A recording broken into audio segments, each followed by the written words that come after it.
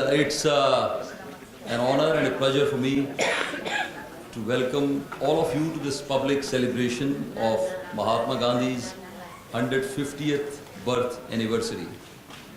Friends, with this evening's public event, Embassy of India, Beirut starts year-long celebrations of this historic occasion, the 150th birth anniversary of Mahatma Gandhi, the father of the Indian nation. I'll request Mr. Ali Ghandour to make his comments. Your Excellencies, ladies and gentlemen, ADLIR is pleased and honored to share the Indian Embassy this great event, the birth anniversary of a man who gave pride to the Indian people in their nation and their way of life that brought harmony to a society of multiple religions, languages, dialects, and social traditions. Mahatma Gandhi is one of the greatest reformers and the champion of peaceful revolutions. He revolted peacefully to end foreign occupation, bring independence, dignity, and prosperity to the Indian people. We, the Lebanese, and the Arabs in general, should have learned from Gandhi's legacy and revolt peacefully, avoiding the death of hundreds of people, destroying cities, and driving people homeless and refugees all over the world. Gandhi's legacy, freedom and dignity with peace and no wars. Thank you. The other day I was at Mike's barber shop. It is not only a hair salon, it is an institution. It's located very close to where we are having this event. You know, it's mentioned in many books on Lebanon. And next to me was a Lebanese gentleman. He distributed at my request these flyers on this evening's celebration. And he gave one to this gentleman next to me. And he paused for a moment and all he said was, "Oh, Mahatma Gandhi, he is one man who makes sense."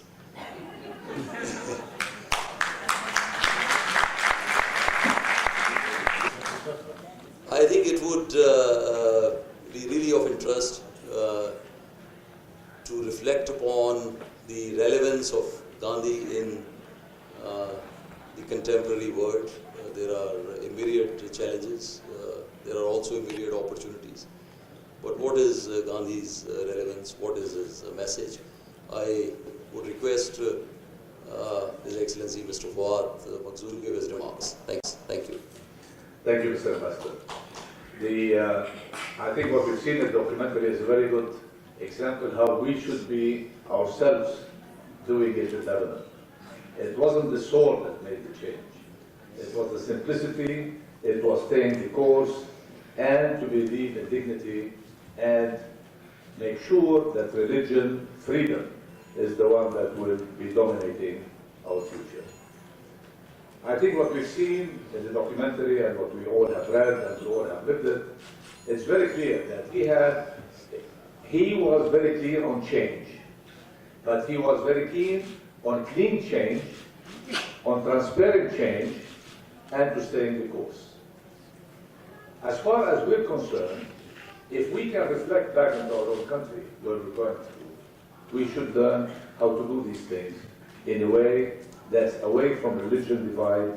And Lebanon is not as big as India, but of course it has the different mixture and the mosaic that existed in India, whether from ethnic to religious. It is a mixture that basically, if we look at what we are going through in Lebanon, definitely we need a Gandhi in Lebanon. I'm an investor in India, but our experience in India, it's a very prosperous, very solid country. It's filled with democracy. When we say it's the largest democracy in the world, it is actually the largest democracy in the world. They are actually, 500 million voted last time? Well, the size of the electorate is over 800 million. Okay, so when you look at that, and they still can secure a democratic result, that's what democracy is all about. And I think Mahatma Gandhi, with his way of simplicity and staying the course, actually put India on that course. We need to learn from this person. I think he has changed history. He has made us all believe that you can actually stay the course and you make change. Thank you. Thank you very much, Mr. Makhzoomi. When we talk of Lebanon, we're talking of a country with whom our friendly relations are steeped in history. And what we have always greatly admired about Lebanon is your pluralism, your diversity. I think this is a strong commonality that we have between Lebanon and India. And we have also always admired that Lebanon has remained a functioning democracy. I think that is something that is a great strength. It is, in case of India, it is the father of the nation, Mahatma Gandhi, through his satyagraha, through his civil disobedience movement, you know, this non-violent freedom struggle, who galvanized millions of Indians into this peaceful freedom movement and challenged what at that time was the mightiest empire in the world. And as you have seen in this film, this apostle of peace, a frail, simple man whose entire life is an inspiration, you know, in his famous words, be the change that you want to see in the world. So when he led the Dandi March to defy this very unjust, unfair salt law, just picking up a handful of salt from the seashore, it was truly that defiant symbolic gesture. This was the moral strength of Mahatma Gandhi and his message. Picking up one handful of salt, he challenged the most powerful empire in the world. So that was Mahatma Gandhi. Ladies and gentlemen, first of all, I would like to thank you, Mr. Ambassador, for this invitation. I'm very proud to be here with you. Also, I would like to thank you all for attending and listening to my brief speech entitled The Father of Nation and the Resistance by Peace Policy. Personally, Gandhi is one of my ideal figures, and I could honestly and proudly say that he occupies the top rank of the list. Most of us know Gandhi as a politician. Here I would like to shed light on the other side of Mahatma very short. Entitled my speech by resistance by peace and not by peaceful meanings doesn't come from nowhere. It was written on purpose. Mahatma had a great inner peace represented by meanings that represented his peace. This might need more time to be clarified. Also, being a vegetarian, as I, has given him a deep hidden power that affected indirectly the people around. This power was generated by humanity that comes from his peace. Fasting, which meant to be a sign of protest, was a negative personal act, in a mean that it only affects the person himself. But due to Mahatma's charisma, this personal act, positive affection, spread to the majority of Indian citizens. Also, it comes from his peace. Finally, I quote Mahatma's award, "Non-violence is the greatest force at the disposal of mankind." Thank you. Thank you. Thank you very much. Mahatma Gandhi is one personality, he is one name. I think anywhere in the world you mention, and the chances are that most people, practically all, would recognize and remember. Between our two friendly and great countries, Lebanon and India, there are many connections with Mahatma Gandhi. Well, one of them is the late Kamal Jumlat, who was inspired by Gandhi. He visited India, I think, at least 13 times. We are missing his son, Mr. Walid Jumlat, this evening, but some of his colleagues are here. Another connection that comes to mind is of the eminent poet and author, the late Jwadat Haider. His daughter, Shahina Osran, as we speak, she is currently in New York, and it's a pleasure for us, through our permanent mission to the United Nations in New York, to involve her in the commemoration of the International Day of Non-Violence at the United Nations. Thank you. Good evening, ladies and gentlemen, distinguished guests, and thank you, Mr. Ambassador, for having me here today to be part of the celebrations. Tomorrow, as you all know, is International Non-Violence Day, which is also Mahatma Gandhi's 150th birthday. He's the leader of the Indian independence movement, a pioneer of the philosophy and strategy of non-violent resistance in the 20th century. Today, he would be called a disruptor of the status quo. But Mahatma Gandhi was one of the most important leading thinkers and mass movers that history has ever known.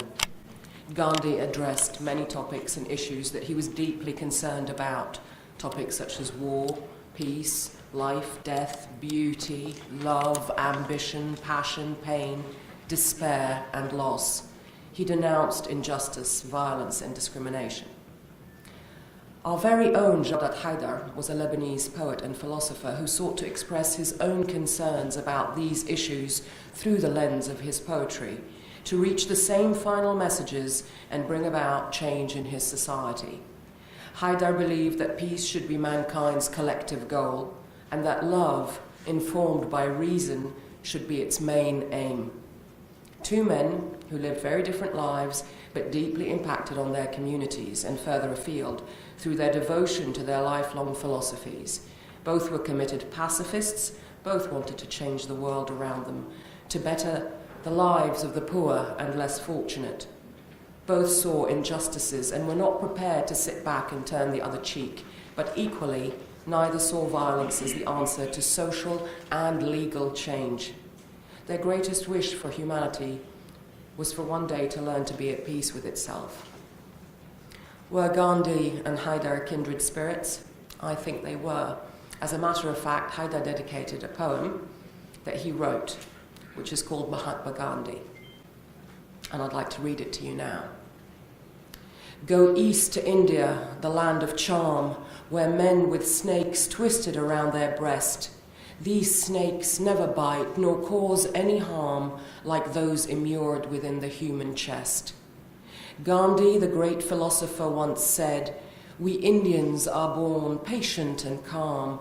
We worship our God and seek our bread, for we read the page of life in our palm. We fall heads down, tied to our destiny, and we grow up with fate to fall again, naked on the trails of humanity, caravans of magic within the chain. No remains remain but the links around of image to image in memory, a view of marble and furs on the ground, and shadows looming gyved each to a tree. There the future will the steaming past, and we follow along the thread of years, unloading fast where the billions amassed, to rise and meet the days of smiles and tears. That is why we look the hand of might to see the vain streams of light glowing in the sky, a rainbow with colours of piety, a signal of truth for those who deny. Gandhi died and burned, his ashes gathered and thrown into the river fast to flow, partly clung at the edges and were mothered to grow well into reeds long, long ago. Since they are cut by men, pen and bassoon, the pen writing Gandhi's philosophy, the bassoon blown sounding the beats in tune of his heart surging in waves at the sea. He, a phoenix revived by fire and pen, to live ever read in stories, to write the wax of temper in the hearts of men, the cause of hate, the foolish use of might. Salam on earth he preached and still preaching, by the repeated rhythm of the reeds blown, by the pen that has ripped and still teaching how to water the seeds of love where grown. Jawdat Haidar believed in the comprehensive power of poetry to change the world. His greatest wish was for humanity to one day learn to be at peace with itself, with its environment, and for violence and pollution to come to an end. Mahatma Gandhi's universality is illustrated by the very far-reaching influence he had. His belief in humanity is a lesson to us all. He said, "You must not lose faith in humanity. Humanity is an ocean. If a few drops of the ocean are dirty, the ocean does not become dirty. All humanity is one undivided and indivisible family. Each one of us is responsible for the misdeed of all the others." His writing, life, and actions have inspired people and poets all over the world and motivated them to bring about their own changes in their respective communities. Happy birthday, Gandhiji. We salute you.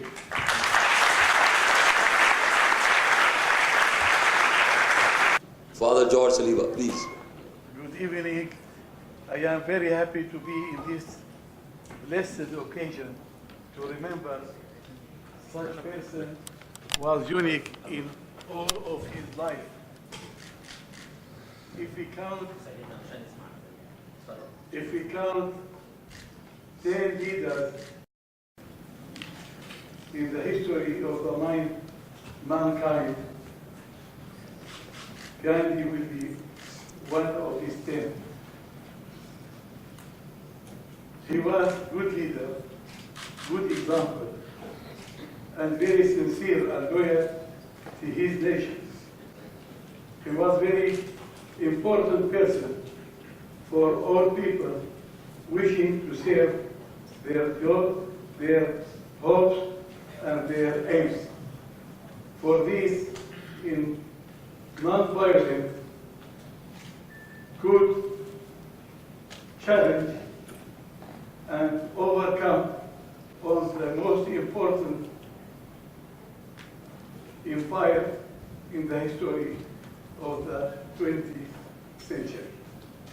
For this, when we remember him now, we remember all these high values he had got and done for his nation, and was winner and successful person in his life.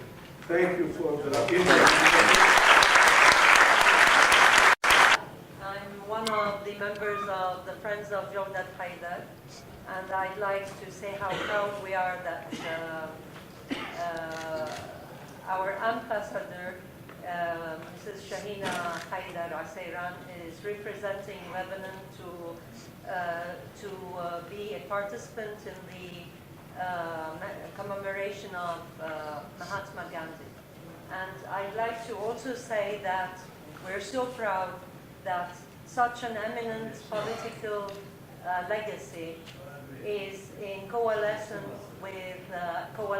with our eminent Lebanese poets, who both have one legacy, and that is freedom and peace in the world. Thank you very much. I have the privilege and pleasure to request one of the most well-known, one of the most creative artists of Lebanon, Abeer Nehme. No place embodies colors and diversity, heritage and hopes, like beautiful India or the incredible India. I've been in this immense, generous place, a country that have given the world the deep belief in the power of non-violence, a concept beautifully crafted, the great spirit of Mahatma Gandhi. Non-violence as a choice, as a destiny, as an evidence, and as a winning strategy. I'm honored to be associated today to Mahatma Gandhi and to sing in celebration of all beauties represented by India. I will always feel haunted with the penetrating songs of India, like this devotional song I'll be singing with you. Thank you.